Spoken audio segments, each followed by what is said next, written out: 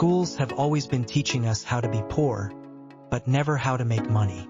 What we have learned is never business knowledge, but how to sell our labor better. It can be said that doing this kind of work, the poor used to be unstable, but now the poor are particularly stable. When it comes to poor thinking, many people may think of excessive frugality, short-sightedness, and aversion to business risks. In fact, these labeled impressions cannot help us truly understand the essence of poor thinking, because poverty is not only an economic state but also a way of thinking. It may exist among people of any income level.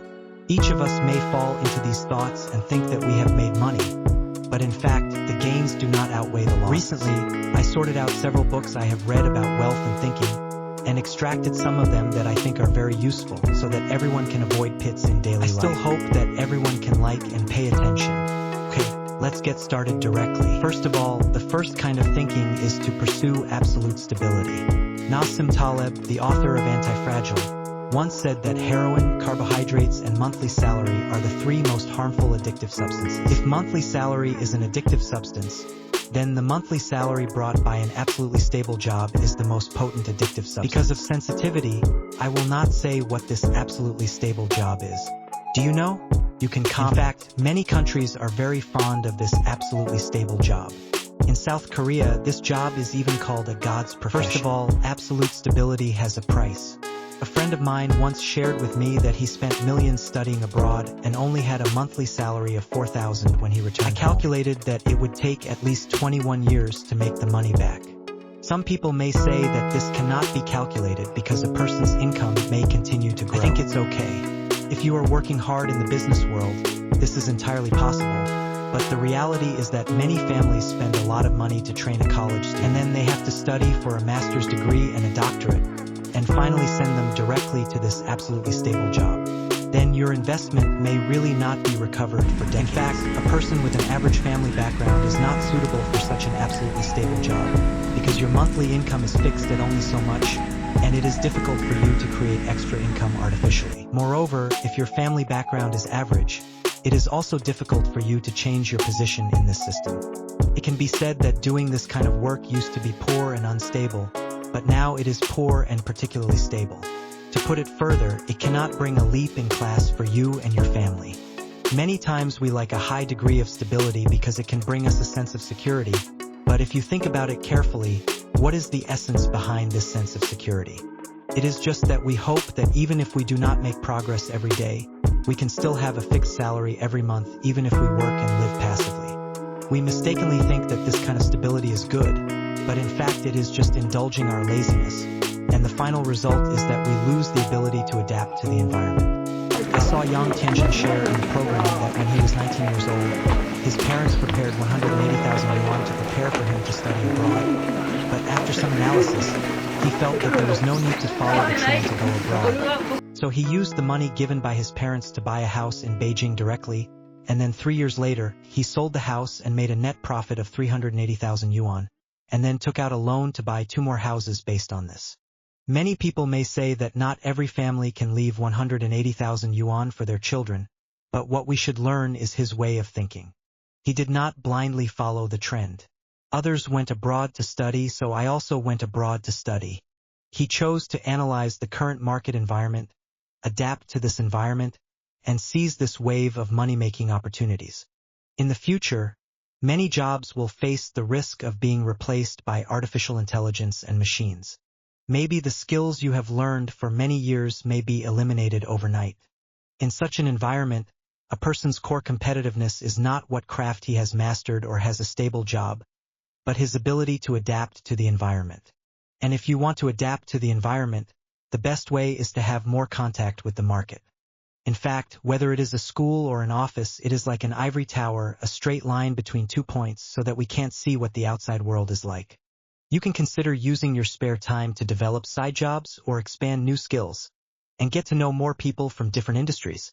The closer you are to the business world, the stronger your ability to adapt will be. The second way of thinking is to spend a lot of money by being stingy. My friend told me that a relative of theirs is very thrifty. He can bargain with people for a whole morning when he goes out to buy vegetables. He basically doesn't turn on the air conditioner in summer. However, he doesn't even do basic research on selling a house. He wants to sell the house during the Chinese New Year. Who would buy a house during the Chinese New Year? He only spent an afternoon to decide to sell it without blinking an eye. As a result, the house price rose the next month, and he lost more than 100,000 yuan in one go. There is a law called Parkinson's Law. The more complicated the matter is, the less time people spend on making decisions. The simpler the matter is, the more people think about it repeatedly, because we have no concept of many complicated things in our minds. For example, it is easy to spend thousands or tens of thousands of yuan to buy a mobile phone or stocks, or even hundreds of thousands or millions of yuan to buy a car or a house. It has exceeded the scope of our daily cognition. We don't understand whether this thing is cost-effective or has any problems, but we make decisions quickly. As for some small transactions such as 5 yuan or 10 yuan, we make them every day, so we spend a lot of time to worry about whether we should use the money for milk tea to take a taxi or use the money for taking a taxi to drink milk tea. But in fact, there are only a few ways for a person's wealth to grow dramatically, such as investment, entrepreneurship, getting a higher-paying job, etc.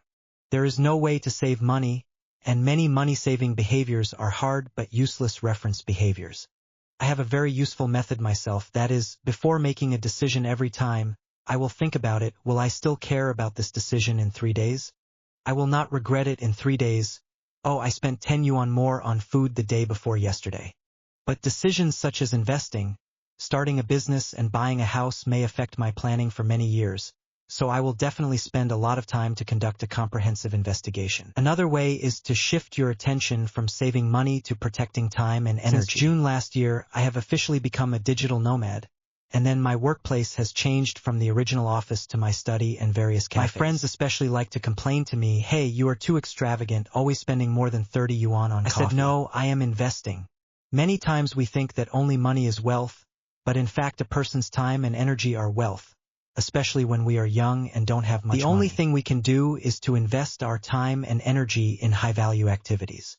You can see what kind of people around you like to talk about poverty is not only an economic state, but also a way of thinking. A person with an average family background is not suitable for such an absolutely stable job. Generally, they are people who have nothing to do and are busy with work every day. All their attention is focused on how to create value and how to make money. He is even willing to spend a lot of money to exchange time and energy from others, because for them, the value created by time and energy is far greater than the money they save. I have a lot of videos with good playback volume, which are actually completed in cafes. It only takes a few dozen yuan to exchange for an afternoon of creativity.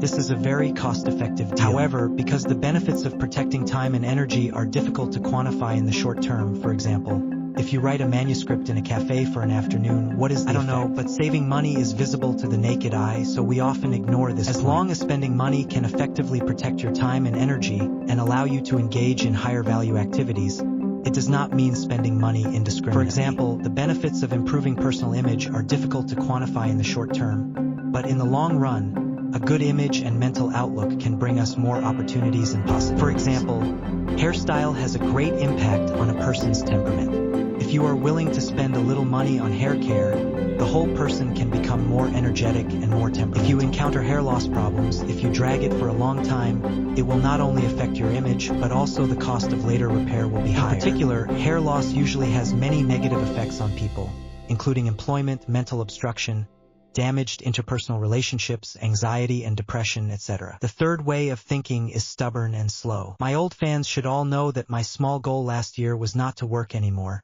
so I have been trying to do side jobs, but the results were not very good. Once when I was having a meal, I met a blogger on Xiaohongshu. At that time, he only had tens of thousands of fans. He mentioned at the dinner table that his advertising quotation had reached several thousand yuan. I was very surprised to hear that tens of thousands of advertising quotations were only a few thousand yuan. So I also began to think that if I also have influence, and then take business orders and launch my own products, profitability should not be a problem at all. So I decisively started making videos, and finally achieved the goal of not going to work. In fact, compared with the previous entrepreneurial experiences, I am not more hardworking now than in the past, but the business is easier to carry out. Later, when reviewing this choice, I also realized that I actually have such a strength, that is, I have a relatively keen sense of smell for the surrounding environment. Although I don't have any resources around me, once I seize the opportunity and smell this smell, I will immediately start exploring in this direction. Many people don't make money because their insensitivity is too strong.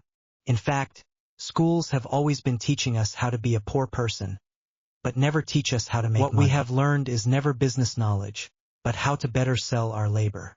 The school will not cultivate your business sense. It will only let you not think about anything else and continue to work hard. It wants you to endure hardships, but does not want you to seize opportunities. A friend I once knew was a guitar teacher who played the guitar very well. He once wanted to attract students by making short videos, but because he particularly liked to watch the kind of particularly difficult songs, others did not appreciate it very much, and basically no one watched the videos. We had reminded him many times that you might need to change this method, but he did not listen. After so many years, he is still shooting videos in the same way, which moved himself and the people around him, but he just couldn't move his fan list. He started making short videos in 2017, and it can be said that he missed this opportunity perfectly. Later, I gradually realized that what we want to cultivate is actually a kind of ability to always persist but give up at any time. If the direction does not work, then change it and give up at any time. This is not giving up halfway, because what you want to achieve is the ultimate goal. You want financial freedom and want to make yourself stronger, rather than sticking to a certain form. Have you ever seen The Crazy Pursuit of the Opposite Sex when you were studying? Send good morning and good night to each other every day and often chat with each other and often send gifts, but the other party is not interested in yourself, but you still insist and move yourself. This is the 365th day I sent him good morning and good night. Why can't I move him? Why do we insist so much? Our ultimate goal should be to make him really like himself, rather than sending good morning and good night messages every day like clocking in at work. If you have tried this direction for a long time and it doesn't work, then change it. Many people are so obsessed with form that they forget what their ultimate goal is. If we want to seize more opportunities, we need to get rid of this stubborn and dull state, and don't always immerse ourselves in our own narratives and be moved by ourselves. For example, every time I see a piece of news, a video, or talk to someone with outstanding abilities, I will think about how this matter is related to me and what it means to me. I will constantly adjust and correct my direction, and ultimately it is to serve the biggest goal. The fourth way of thinking is to like to talk about human feelings. When my friend was decorating his house before, his parents thought that acquaintances were more reliable, so they didn't let him hire an outside decoration company, but found a relative who was doing decoration for him. It sounded like a rhythm that would go wrong. As a result, the house was decorated, and the wooden floor cracked in less than a year. The other party was a relative, so it was not easy to hold him responsible, which gave my friend a headache. Many older generations like to emphasize favors because when they were young, many places were still in agricultural society with a low degree of commercialization, and the market was not sound and transparent. In that era, the most reliable thing might be the network of acquaintances. The cost and risk of trading with acquaintances were much lower than trading with strangers. As a society becomes more commercialized, we can match the most suitable products or services through efficient market mechanisms, and favors have become a burden. To this day, many people still like to talk about favors. If you think about the reasons behind it carefully, they often want to be cheap or don't want to do things well. Why do you ask relatives to decorate? You want to be cheap and affordable. Why do you ask acquaintances to make concessions on the project? You want to take shortcuts instead of following formal procedures. Many people who like to talk about favors actually end up doing things badly, because in a market economy, he is not the best choice. You can actually spend money to match a better product or service. This is why the more backward the economy is, the more favors are talked about. Because the market is not sound, then there is only a return to the network of acquaintances. If your family conditions are average, you don't have too many resources, and you want to do a good job, then leaving a small place and going to a big city is a good choice, and you should choose industries and jobs that are regulated by market mechanisms, so that your abilities can be respected as much as possible. When I was reading the book The Nature of Poverty before, the author talked about his story in Africa. Because malaria in Africa is very serious, it especially affects the health of local people. Malaria is mainly transmitted by mosquitoes, so there are many poverty alleviation organizations that go to Africa to distribute mosquito nets. As a result, after getting the mosquito nets, the local people directly made them into wedding dresses and clothes, and even sold them directly, that is, they don't use them to prevent mosquitoes. You may think that the local people are particularly short of money, but many families often buy very luxurious snacks such as tea and sugar, and some people even have TVs at home. In fact, if you think about it carefully, many people spend their time, energy, and money in the wrong places.